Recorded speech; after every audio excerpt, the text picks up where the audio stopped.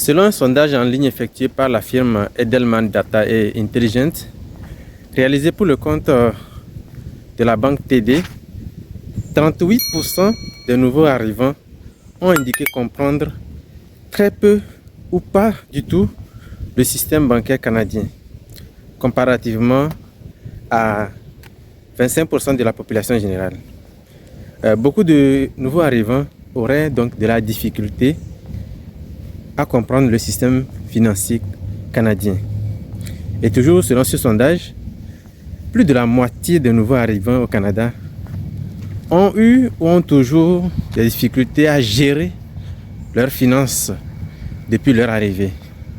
Et ce n'est pas une question d'intelligence ou bien de compétences, puisque parmi eux, il y a d'anciens professionnels, il y a des comptables, des ingénieurs, des enseignants, des hauts cadres qui, ayant quitté leur pays d'origine une fois arrivés au Canada, n'arrivent pas vraiment à cerner ce système-là, qui est le système nord-américain. Quand même, c'est un chiffre frappant. On parle ici de 38% de nouveaux arrivants. Et ces gens, ce lot-là, disent qu'ils ne comprennent pas du tout le système. Disons, ça fait presque 4 personnes sur 10. Si on compare ça aux gens qui sont nés ici, ce chiffre descend à 25%. C'est une différence énorme qui peut faire toute la différence entre avancer financièrement ou s'enliser dans le stress et la confusion. L'argent stresse vraiment tout le monde ici, mais chez les nouveaux arrivants, le stress est encore plus intense. Alors, selon toujours ce rapport, 76% d'entre eux ont peur de faire des erreurs financières. Et la plupart de la moitié disent ne pas avoir assez d'argent pour bien vivre au Canada. C'est violent et pourtant c'est la vérité de milliers de familles tous les jours. Mais malgré les difficultés, malgré tout ce qu'on vient de découvrir, il y a quand même cette confusion-là qui est une flamme qui ne s'éteint pas. Un nouveau arrivant sur 2 veut quand même se lancer en entreprise. Et encore une fois, selon ce rapport, 62% ne connaissent pas les produits financiers qui pourraient les aider. Le système n'est pas conçu pour leur tendre la main. Il faut plutôt aller, selon le rapport, chercher les bonnes informations, chercher la vérité cachée dans les détails. Quand on leur demande s'ils comprennent l'économie canadienne, il y a 41% de nouveaux arrivants disent ne rien comprendre du tout, ou presque. Et c'est logique. Ici, les règles ne sont pas les règles du Canada ou du Nord, de l'Amérique du Nord de façon générale sont différentes. Le crédit est le roi ici. Et puis, il ne suffit pas de travailler dur. Il faut comprendre les codes du jeu. Sinon, on reste à bord du train, mais on ne sait pas vraiment où est-ce que ça nous mène. Alors, qu'est-ce qu'il faut faire? Est-ce qu'il faut abandonner? Non. Il faut investir en vous-même, en vous informant, en vous formant. C'est vraiment dommage d'écouter et de lire ce rapport qui est vraiment très alarmant et très accablant.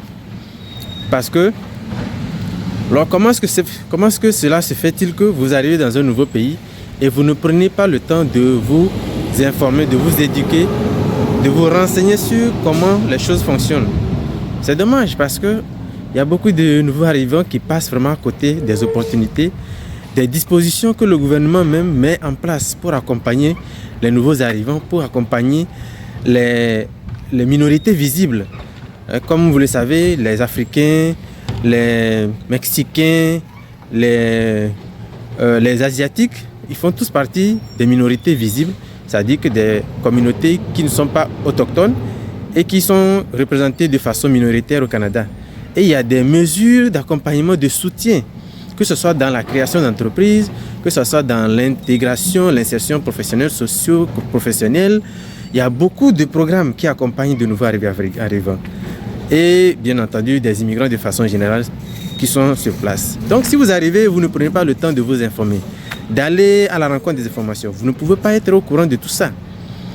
Et c'est dommage pour ceux qui veulent se lancer en affaires et qui disent ne pas avoir de moyens, parce qu'il y a des projets et il y a des structures qui sont mises en place pour soutenir et accompagner justement les immigrants qui veulent se lancer en entreprise. Alors prenez le temps de vous informer, de vous renseigner, de vous former, chers amis. Si vous venez d'arriver au Canada, il y a des séances d'information et de formation qu'organisent même les banques.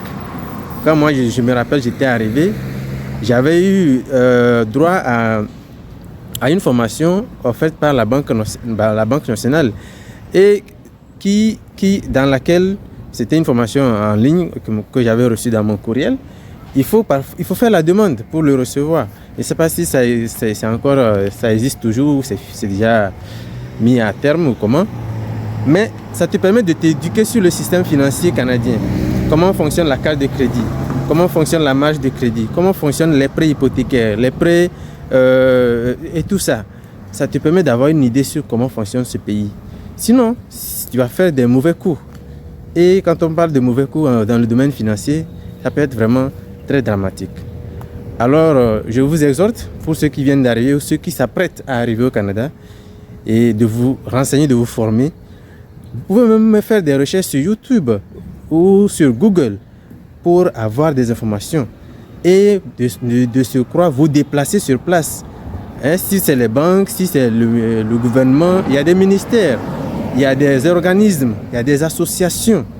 Toutes ces ressources-là vous permettent d'être informés et d'être renseignés et de savoir comment mettre vos pas, comment marquer vos pas pour justement profiter de cet écosystème-là qui est mis en place et qui pourrait vous aider vraiment à vous bâtir ici au Canada.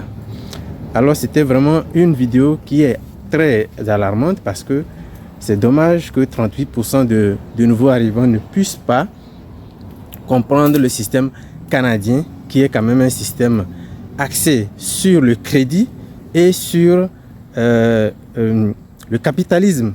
Donc la maximisation des intérêts, la maximisation du profit. Et donc si vous ne connaissez pas ce système, ce sont vos profits que le système va bénéficier. Ce sont vos mauvais coups ou bien vos mauvais investissements ou vos mauvaises actions qui vont permettre à quelqu'un d'autre de s'enrichir. Et c'est ce que nous ne voulons pas. On est venu dans ce pays, vous venez dans ce pays pour vous enrichir et non pour vous appauvrir. Donc prenez le temps de vous renseigner. Et si tu me découvres pour la première fois, tu es sur la chaîne Investir en Soi. Ici nous parlons de tout ce qu'on peut faire pour réussir et s'épanouir. On parle de l'immigration du Canada, on parle de l'immigration en général et l'immigration canadienne en particulier. On parle de l'investissement, comment mettre les choses en œuvre pour pouvoir s'émanciper financièrement. Alors je t'invite à t'abonner à ma chaîne, de partager et de liker la vidéo. Je te dis à très vite, prends tes finances en main, prends ta vie en main au Canada, ne lâche pas. Je sais que parfois ce n'est pas facile et on peut parfois aussi être dérouté, mais ne perds pas de vue tes objectifs, ne perds pas de vue ce pourquoi tu es arrivé au Canada. Tu verras que tôt ou tard, ça devrait y aller. Je te dis à très vite dans une nouvelle vidéo. Prends soin de toi. Peace.